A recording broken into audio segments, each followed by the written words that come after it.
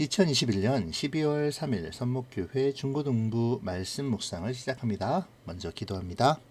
좋으신 하나님, 오늘도 말씀과 가까이 하게 하심을 감사합니다. 이 시간도 함께 하여 주셔서 구원받는 자들의 가져야 할 소망을 묵상하며 나의 삶을 결단할 수 있게 도와주세요. 예수님의 이름으로 기도합니다. 아멘. 오늘 말씀은 요한계시록 11장 14절에서 19절입니다. 두 번째 재난이 끝났습니다. 이제 세 번째 재난이 곧 올 것입니다. 일곱 번째 천사가 나팔을 불자 하늘에서 큰 음성이 들려왔습니다. 우리 주님과 그리스도께서 이제 이 세상을 다스리시며 앞으로도 영원토록 다스리실 것이다. 그러자 하나님 앞에 앉아있던 24명의 장로들이 엎드려 하나님께 경배하였습니다. 그들은 말했습니다. 지금도 계시고 전에도 계셨던 전능하신 우리 주 하나님께 감사를 드립니다. 이제 주님은 그 크신 능력으로 이 땅을 다스리실 것입니다.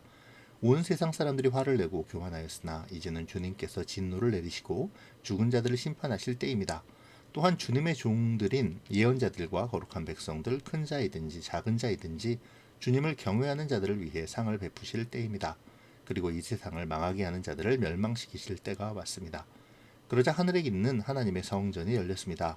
그 안에 하나님께서 그의 백성에게 주신 언약궤가 보였습니다. 그 순간 번개가 치고 천둥과 지진이 일어나며 큰 우박이 쏟아졌습니다. 아멘.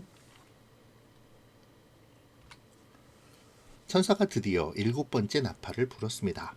이제 세 가지의 재앙 중에서 마지막 세 번째의 재앙이 임할 시간이 되었네요. 그런데 어찌된 일인지 하늘의 큰 음성과 24 장로들의 경배는 재앙과는 상관이 없어 보입니다. 사실 일곱 번째 천사의 나팔에 의해 행해질 마지막 재앙은 15장과 16장에 기록되어 있습니다. 그렇다면 14장까지는 무엇을 기록한 것일까요? 그것은 하루하루 진행되는 묵상을 통해 알아보도록 하고 오늘은 오늘의 본문에만 집중하도록 하죠. 다시 본문으로 들어갈까요? 하늘의 큰 음성들이 나서 승리를 선포하고 24 장로들이 그에 화답하여 감사의 노래를 부르는데요. 그 노래는 우리 주님과 그리스도께서 다스리신다는 선언이죠. 이 말은 결국 일곱 나팔이 세상을 심판하고 하나님께서 다스리시게 된다는 것을 말하는 것이죠. 화를 내고 교만하였다는 말이 있죠. 이 말은 곧 하나님을 거역하는 자들이 하나님의 말씀과 하나님의 말씀을 전하는 자들, 그리고 하나님의 말씀대로 살고자 하는 자들인 교회를 핍박하고 조롱했다는 말입니다. 교만한 자들은 하나님의 말씀을 싫어하고 자신들의 방식대로 살아가며 하나님의 말씀을 멸시하죠. 그뿐 아니라 하나님의 뜻대로 살아가는 하나님의 백성들을 핍박했었는데요. 그들은 그것에 대한 심판을 받게 될 것입니다.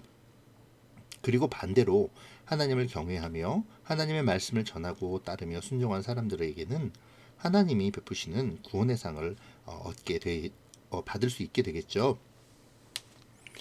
하나님께서는 현세의 교회의 모습을 보여주시고 하늘의 교회를 보여주신 후 세상에서 하나님의 나라와 악한 세력 간의 전쟁이 벌어지고 있고 그 전쟁 가운데 교회는 복음을 전하고 예수님의 증인으로서의 사명을 감당해야 함을 보여주십니다. 그리고 결국 이루어질 최종적인 승리, 즉 하나님께서 그 대적들을 모두 벌하시고 성도들을 모아 하나님이 통치하시는 세상을 만드신다는 그 사실을 선언하시죠. 나팔의 이야기는 바로 그것을 알려주는 것입니다. 그것에 대한 가장 확실한 표현이 19절의 내용이죠. 하나님의 심판, 그리고 통치가 본격적으로 시작됨을 알리는 것이 바로 하늘의 성전이 열리고 언약궤가 나타나는 것입니다.